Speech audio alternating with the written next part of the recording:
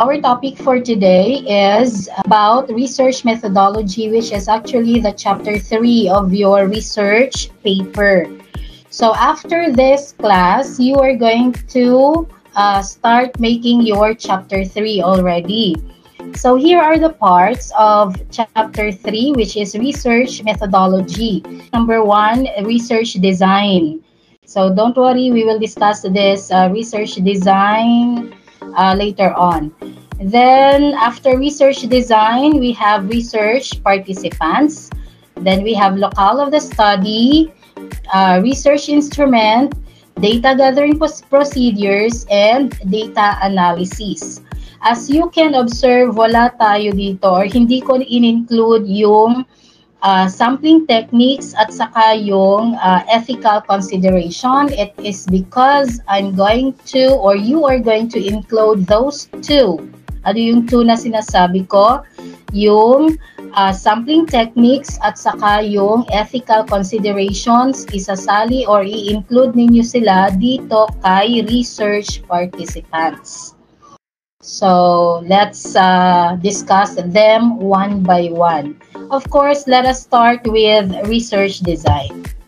There are actually a lot of research designs which we can use for our research, or qualitative research, to be very specific.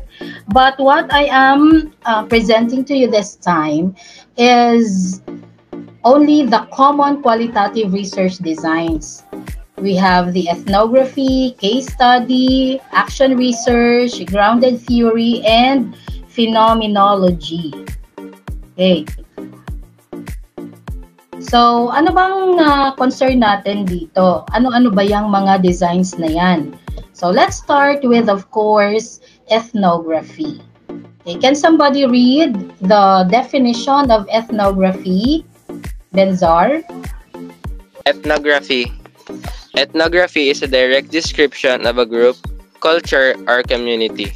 The meaning of the word ethnography can be ambiguous. It is an overall term for a number of approaches.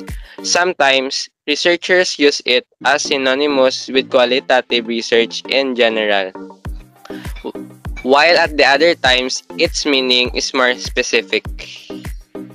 Okay, thank you, Mr. Mercolio. Ethnography, actually, guys, minsan na gagamit siya interchangeably with qualitative research. Minsan, pag narinig natin yung salitang ethnography, pakinggan natin ng maayos kung ano yung ibig niyang sabihin.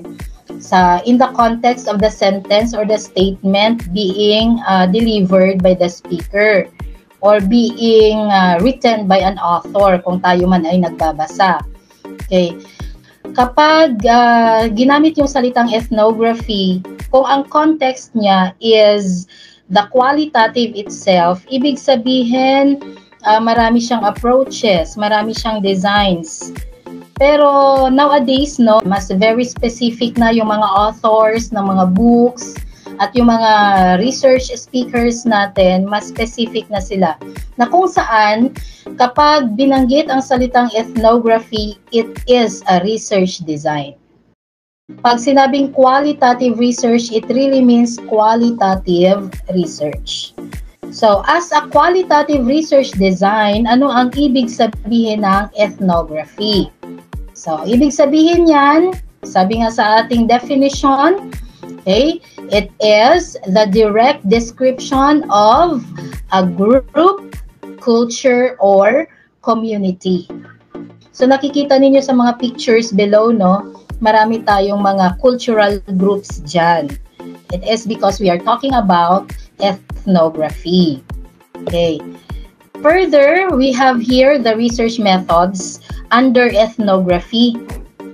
Okay, para mas lalo nating maiintindihan, ano bang ginagawa ng mga ethnographers? Ito yung kanilang mga methods.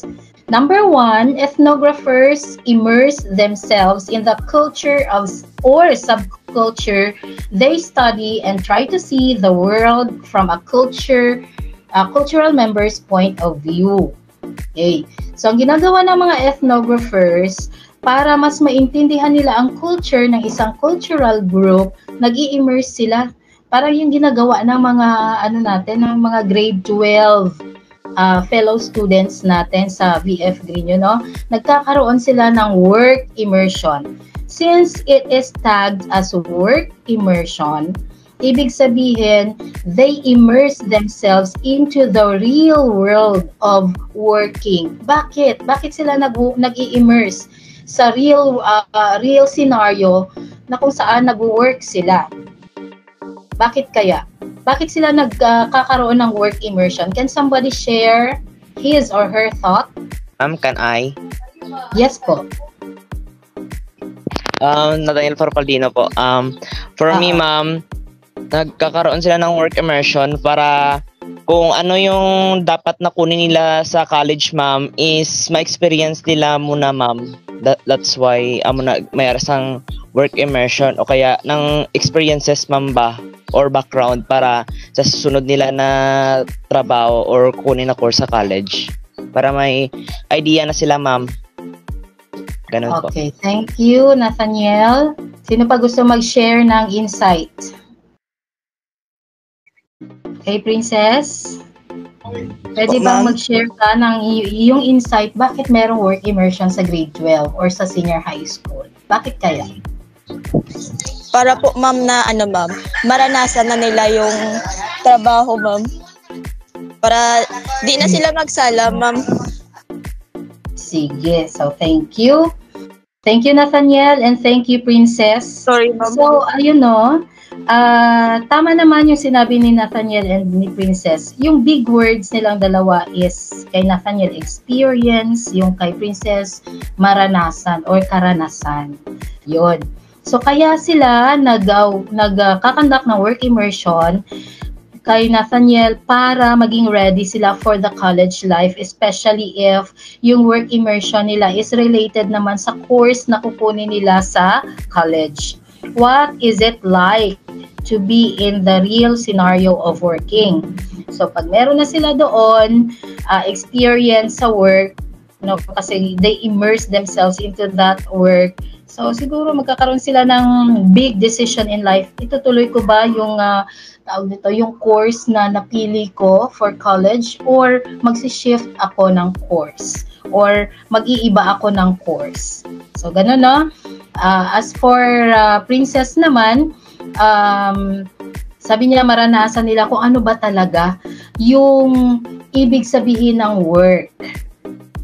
So, the same is true with ethnography.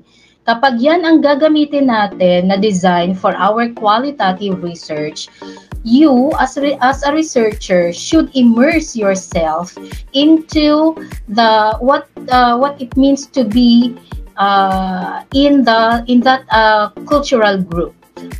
Okay? So, paano sila namumuhay? So, maranasan mo paano sila mamumuhay. Mararanasan mo kung ano-ano yung mga perceptions nila sa iba't ibang aspekto ng buhay. Ayan.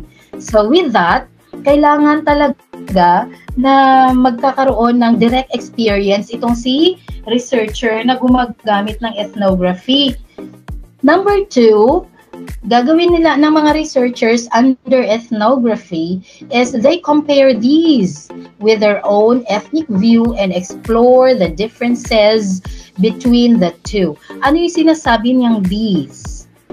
So, kung ano-ano yung mga views or perceptions na mga nakita nila or naranasan nila with the subcultural or cultural groups or ethnic groups kung saan sila nag-immerse, i-explore nila ngayon ang differences ng kung ano ang perception ng mga ethnical group sa sarili niyang perception bilang researcher.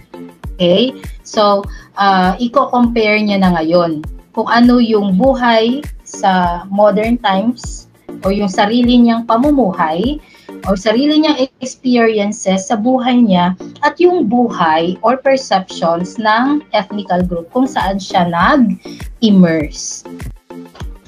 Next to that is nagkakaroon ng field notes which should be written throughout the field work about events and behavior in the setting. So ikaw bilang researcher, kapag gumamit ka ng ethnography, kailangan mo talagang mag-take note. So ganun lang naman yung ibig niyang sabihin. Ano yung mga na-observe mo, ano yung mga experiences mo, ayan. Mag-take notes ka talaga.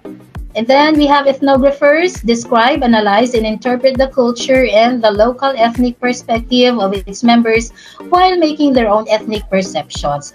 So lahat naman nagde-describe, nag-analyze, nag-i-interpret kapag ikaw ay gumagawa ng qualitative research. Pero ang kaibahan dito sa ethnography is ang ginagawa niya yung ethnic perspective, yung pananaw ng yung point of view ng ethnic group or ng cultural group. Okay? Comparing it to the point of view or perspective or pananaw ng mga tao na nasa modern world. O kaya tayo bilang mga nakatira sa urban. Okay? So the main evaluative criterion is the way in which the study presents the culture as experienced by its members. So yung pinaka-criteria ng ethnography is actually isusulat natin kung ano yung mga experiences ng mga members ng cultural group. So ganun po yung ating magiging presentation sa chapter 4. Okay. Ngayon, nasa chapter 3 pa lang tayo, iniintindi muna natin kung ano-ano yung mga appropriate, okay, na tawag nito, na design, na pwede natin gamitin sa ating research. Okay, ito yung mga examples ng research titles na gumagamit ng ethnography research design. Okay, number 1, pakibasa nga. Charis, pwedeng pakibasa ng first example. Yes. Go. The kinship of everyday need, relatedness and survival in the Philippine fishing community. Okay, next example please, Miss Irish. A balikbayan in the field, scaling and producing insiders' identity in a Philippine fishing community. Okay, thank you sa dalawang nagbasa. So, ayun, mayroon tayong dalawang examples lang dito. Kung mapapansin ninyo, wala namang ethnic group na nabanggit dito. Paano yan naging ethnography? Anyway, pag sinabi nating ethnography, hindi naman talaga tayo dapat pumunta sa mga lugar kung nasaan nandun yung mga ethnic groups, no? Pwede naman, ito, ang group or cultural group na tinutukoy dito is ito yung mga fishing community. Ayan. So sa fishing community, sila actually yung grupo na gustong gawing respondents ng ating ethnographer or ng ating researcher na gumagamit ng ethnography. So ayun siya. Ang gagawin lang naman ng researcher dito, yung sinabi natin kanina, mag-i-immerse, i-compare yung buhay nila sa sarili niyang buhay bilang researcher or sa buhay bilang kabilang sa isang community na kakaiba doon sa fishing community. Okay, the second research design under qualitative research is what we call case study. Sige, please, tawag dito, pakibasa. Case study is a bounded system, a single entity, a unit around which there are boundaries. It has no particular method for data collection or data analysis. Okay, thank you, Nathaniel. Okay, so yun po yung case study na tinatawag. Bounded siya. Meron siyang unique characteristic ng isang grupo or ng isang tao or ng isang entity na kakaiba doon sa iba. Okay. Ang sinasabi namang case study uses an interpretative research. No? It is chosen precisely because researchers are interested in insight and discover rather than testing hypothesis. Okay. Ito naman ang case study is tawag dito, interpretative actually.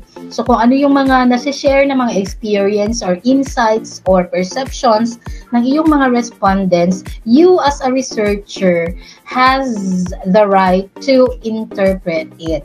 In a way, or depende yon sa kakayahan mo na mag-interpret. Pero pag nag-interpret tayo, of course, nakabase tayo sa real experience. It should not be what? It should not be opinionated. So para maiwasan yung opinionated na interpretation, kailangan mo bilang researcher na maghanap ng mga related studies para yung related study na makita mo is actually can be used by you to to cite. Ayan. Ganon ang gagawin ninyo sa chapter 4. 'Di ba? Meron tayong interpretation sa chapter 4. So para maging mas malakas pa yung iyong interpretation, you need to have some citations from related studies. Ayan. So here are some examples of case study. Okay. So these are actually titles. Number 1, assessing the impact of extracurricular activities on student well-being. And then number 2, investigating the influence of parental involvement on student achievement. Ay, parang meron yata ditong nag-ano ng parental involvement, or is it in the other section? I don't know. Sige. So, sa assessing the impact of extracurricular activities on student well-being. Ayan, this is a case study. So, kung gusto ninyo siyang maging mas klaro pa na case study siya, pwede ninyong dagdagan ng a case of, or a case study, blah. Or pwede din sabihin, a case study assessing the impact of extracurricular activities on student well-being. Pwede yun, pwede yun. Pwede ring walang word na case study sa title.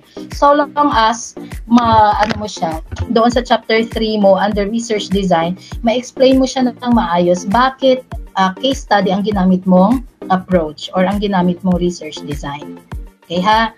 Okay, the next research design under qualitative research is action research. No, in another book, it is referred to as participatory action research. Bakit kaya? Kasi nandito sa ating definition, ako na lang din po ang magbabasa ha, para mabilis tayo. Okay, so action research is a methodology used in qualitative research where researchers actively engage. Ayan, yung researchers, they actively engage with participants to identify and address issues or challenges within a specific context. Ano yung ibig sabihin ng specific context dito? Ayon sa sa pinag-aaralan nila na topic. Okay? This approach often involves collaboration. Anong collaboration ito?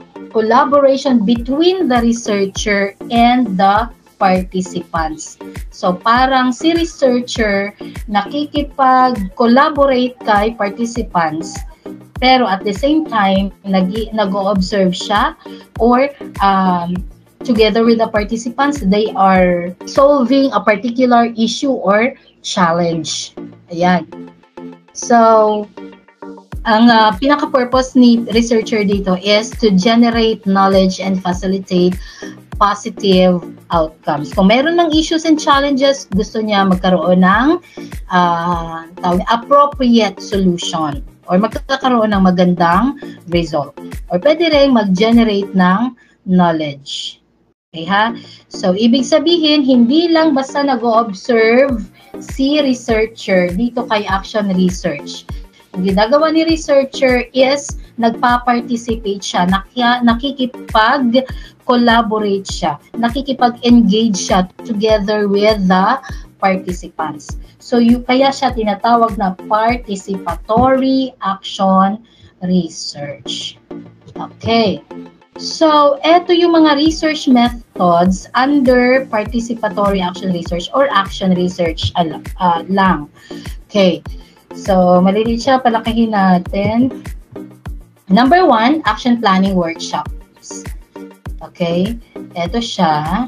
Ikaw, bilang kung gusto mo magkaroon ng action research na research design, pwede mong gawin itong guide.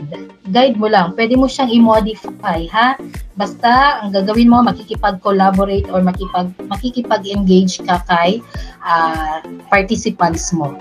So, number 1 dito, action planning workshops. So, nagkakaroon ng mga action planning or planning lang, ganyan. And then, number 2, collaborative inquiry. So, nag-i-inquire ka na, nagtatanong-tanong ka na, pero yung tawag dito, yung inquiry mo, hindi lang basta-basta interview, nakikipag-collaborate ka. Number 3, cyclical process. So, pwedeng ulit-ulitin yung process, ha? Kasi cyclical. Ibig sabihin, paikot-ikot yung process. Pabalik-balik. Dito sa action research. Anyway, gano'n naman talaga ang research as a whole. Mapa-qualitative or mapa-quantitative. Okay. Then, data triangulation. This will be discussed in one of our lessons. Anyway, si data triangulation, ito yung pag-analyze ng data. Sa pag-analyze ng data, tawag nito, bilang researcher, pwede ka pa rin makipag-collaborate or makipag-engage sa mga participants mo. Kung ikaw ay gumagamit ng action research.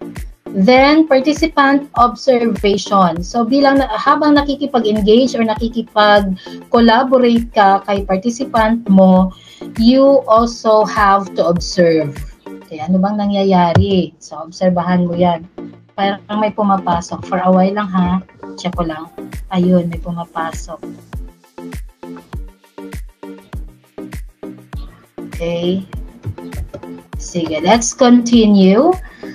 Next is reflective journals or logs. Kanina sa ethnography, meron tayong field notes na tinatawag. Field notes ang tawag doon kasi nasa field ka ng mga cultural groups. Dito naman, reflective journals or logs ang gagamitin natin for the action research. Marami namang mga reflective journals or logs na nagkakalat sa internet. So, pwede kayong magkuha ng mga examples or you can make your own. Pwede kayo makipag-brainstorm with AI tools, actually. Then, of course, participatory action research. No? Ibig sabihin pa rin yan, ganun yung sinabi ko kanina, pakikipag-engage and pakikipag-collaborate kay participants. Okay, so yun po ang ating action research. Ito yung kanyang mga sample research titles. Pakibasa kayo naman yung bagong pasok. Mary Queen. Promoting Inclusive Education, a participatory action research initiative with students with disabilities, teachers, and parents. Okay, thank you. Sige, ituloy mo na lang, Mary Queen, please. Youth-led strategies to combat bullying. Insights from high school collaborative research. Okay, thank you. Dito sa mga sample research titles ng action research, halata no kasi merong nakasulat na participatory action research. Dito naman sa kabila, collaborative research. Pag sinabing collaborative research na gani, action research na yan. Under qualitative research. So ang ganda ng kanilang action research, no? Promoting inclusive education. Okay, a participatory action research initiative with students with disabilities, teachers, and students. So, ang ganda. Number 2, youth-led strategies to combat bullying. Masaya lang ako sa topic na ito. Sana sana nagkaroon din ng ganito sa mga estudyante ko. Kaya lang, wala, no? Yun, yung parang kayo mismo yung nag-initiate ng program para ma-combat or malabanan yung bullying. It's either online bullying or digital bullying or cyber bullying. Pwede rin physical or tawag nito? Anong tawag dyan? Pag sinabing physical, ano yun mga suntok-suntukan, no? Or actual pala yun, actual bullying. Ayan. So, maganda siya. Next. we have the grounded theory. Grounded theory daw, or GT, is an approach that generates and modifies a theory. So dalawa lang po ang ginagawa sa grounded theory. It's either you as a researcher generate a theory, or you are going to modify a theory. Sino dito sa inyo ang malakas ang loob na, for example, baguhin or i-modify yung theory ni Charles Darwin? Ano gani yung theory ni Charles Darwin, Yung tayo daw ay nanggaling sa apes. Anong sabi niya? Ang tao daw ay galing sa apes. Ninuno natin yung mga apes. Okay, nag-evolve lang tayo. Kaya yung tinatawag natin niya na, tawag niya pala sa theory niya is evolution theory. Ayan.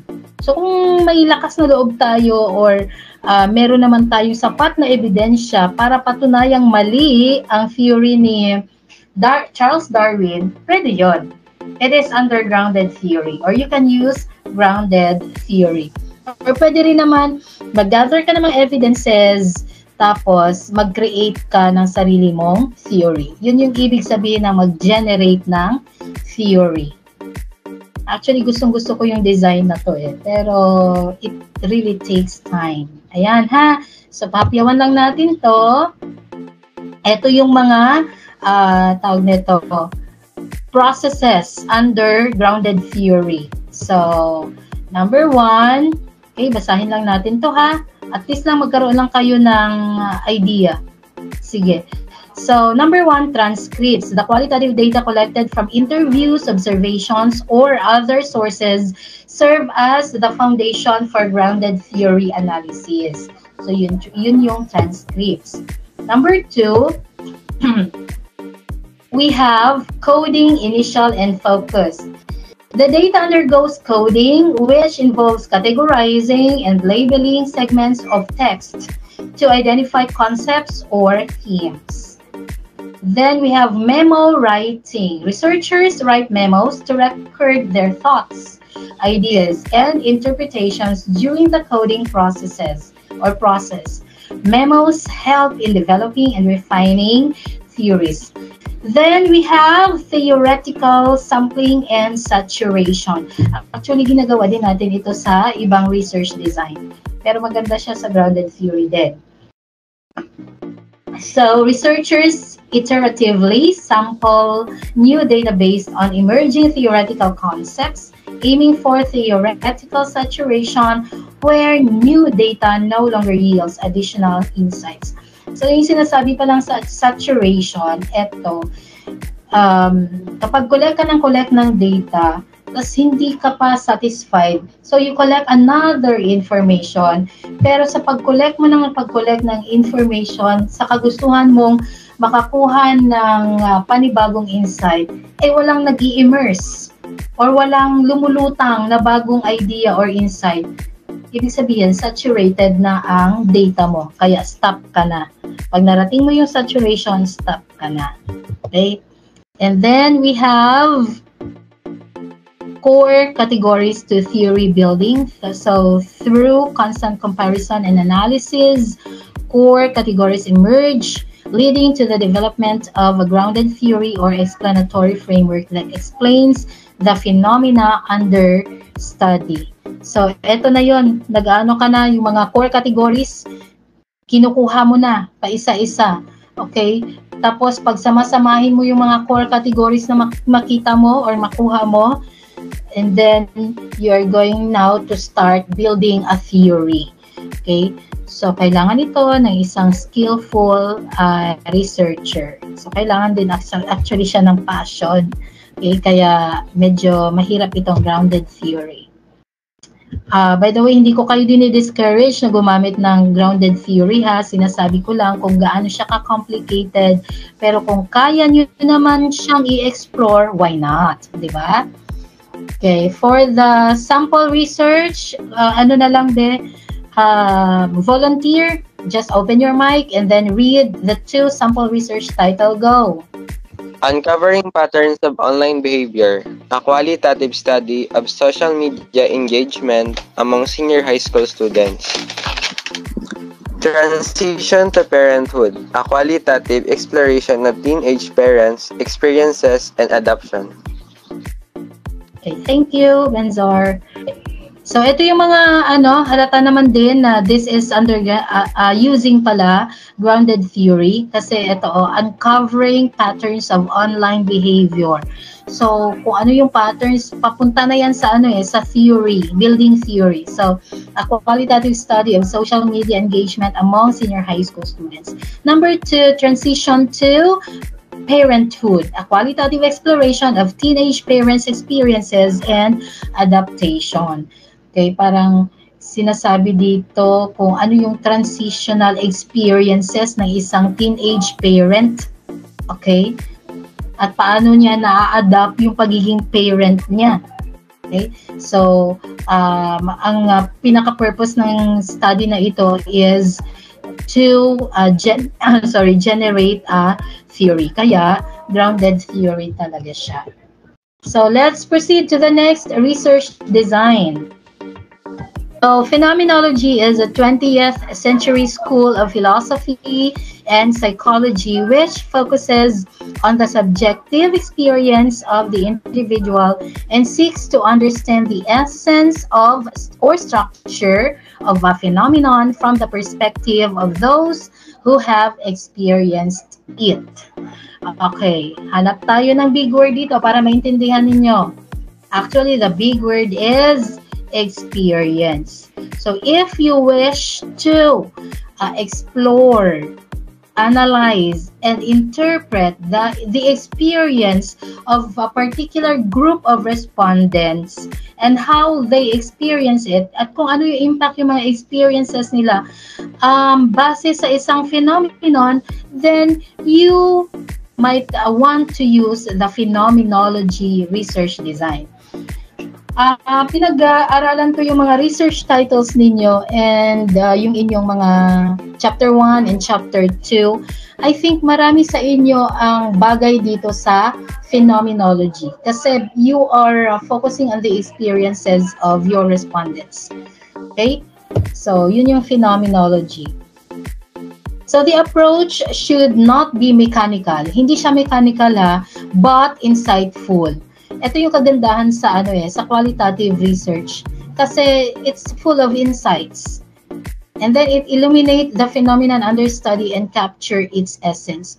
So kung ano yung mga experiences ng mga respondents ninyo, you can put your own insight also. But of course, nakabase pa rin sa insight ng mga participants ninyo or mga respondents ninyo. Okay? Base of course sa topic na pinag-aaralan ninyo. At ano ba yung essence ng kanilang mga experiences? Okay? Ano yung aral? Ano yung, kumbaga sa story pa, moral lesson ng mga experiences ng inyong mga respondents? Of course, focus kayo sa topic na pinag-aaralan ninyo. Kasi dami naman nating experiences. Complex. Actually, yung experiences ng iisang tao lang.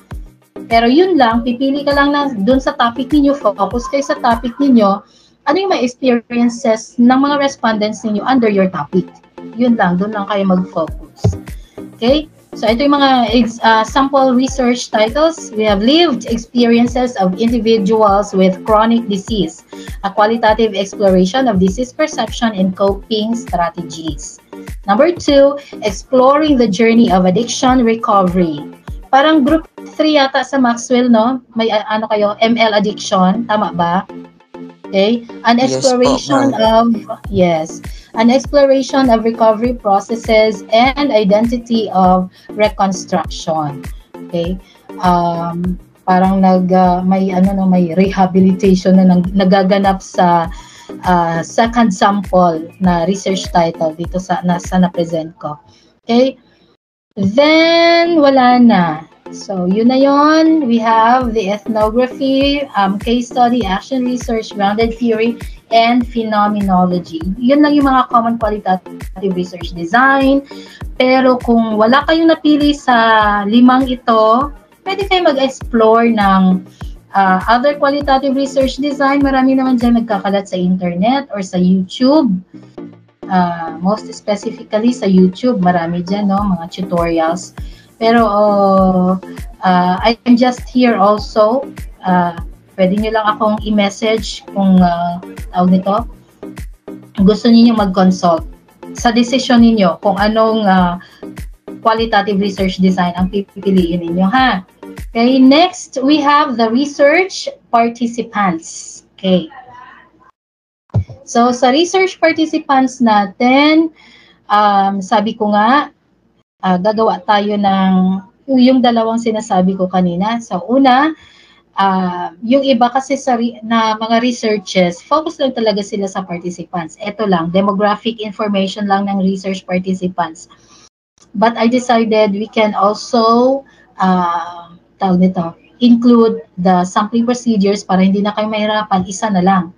Nandyan na yung sampling procedures or sampling technique at nandyan na rin yung involvement and consent, which actually falls under ethical considerations. No? So isa-isahin natin paano ba gawin ang research participants na subtopic under your chapter 3. So una, we provide demographic information.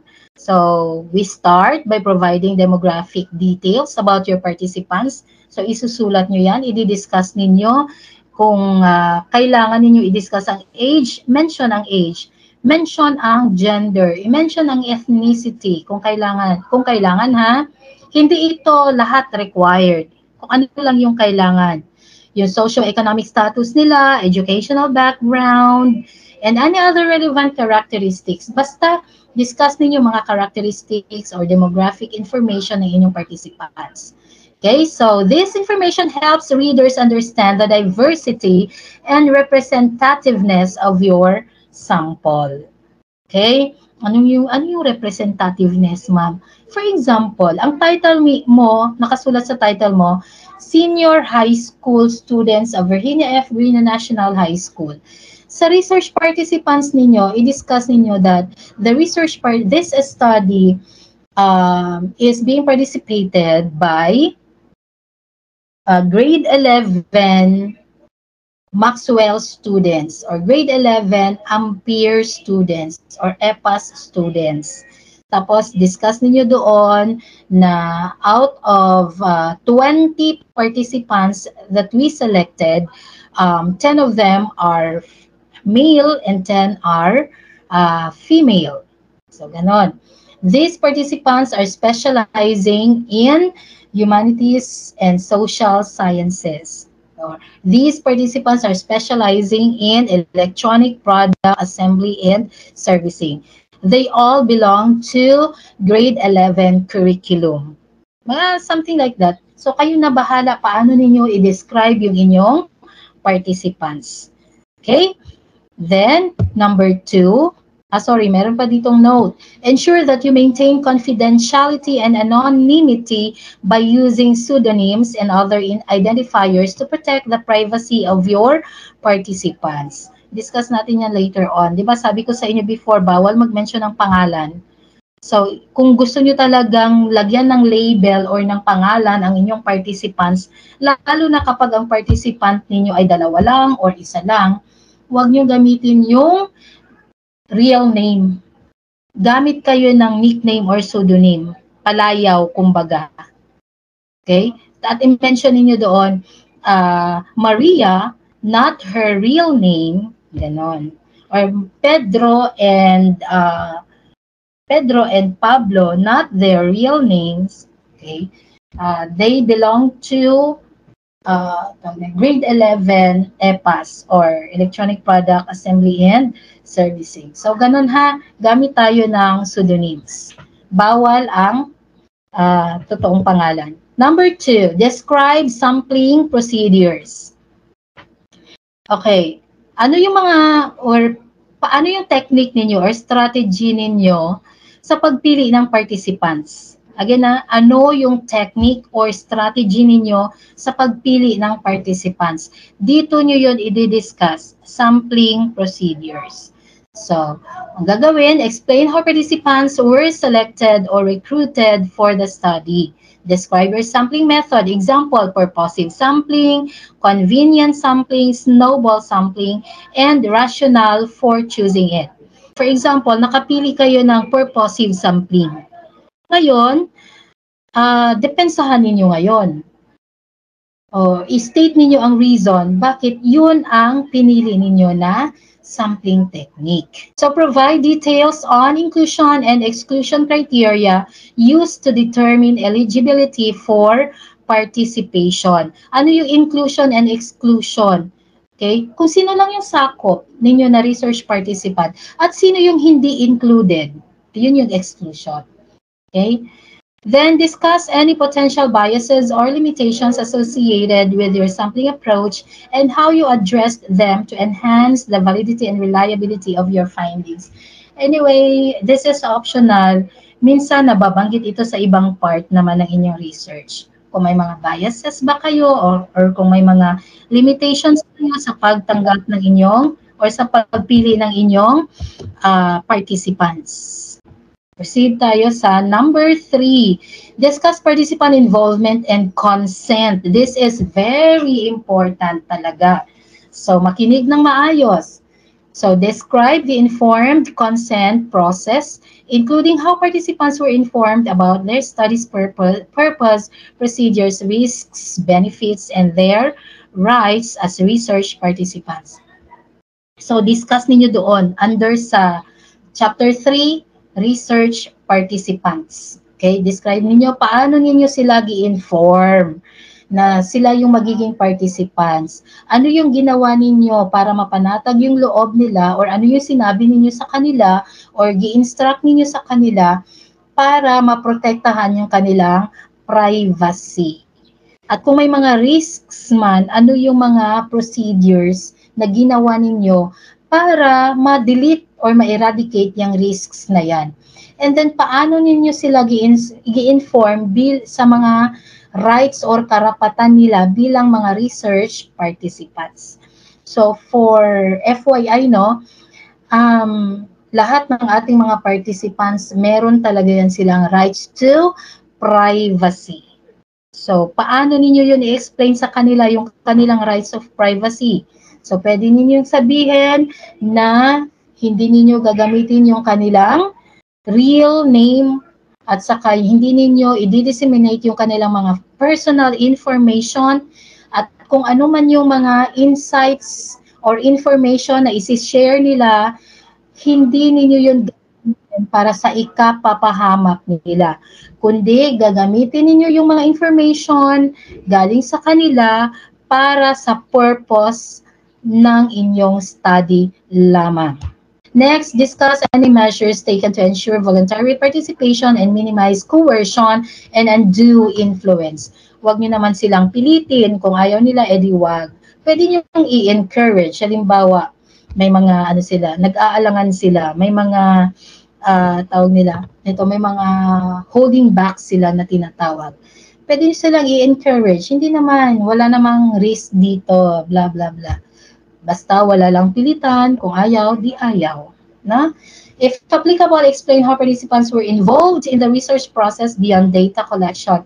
For example, co-creation of research questions, member checking of findings. Then acknowledge any ethical considerations or approvals obtained from institutional review boards or ethics committees to conduct the research with human subjects. Say for example,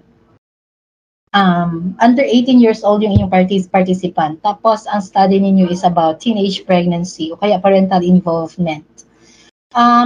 Paano yung mga ethical considerations sa ginawa ninyo? Siguro, i-discuss ninyo, the researchers obtained an approval letter or request letter to the school principal, the class advisor, and the parents of the respondents. So, ganun yung pag-discuss doon, ha?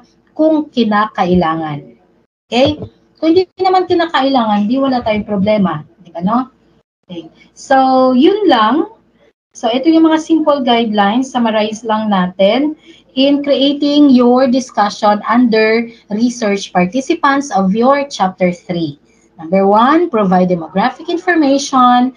2, describe sampling procedures, and 3, discuss participant involvement and consent.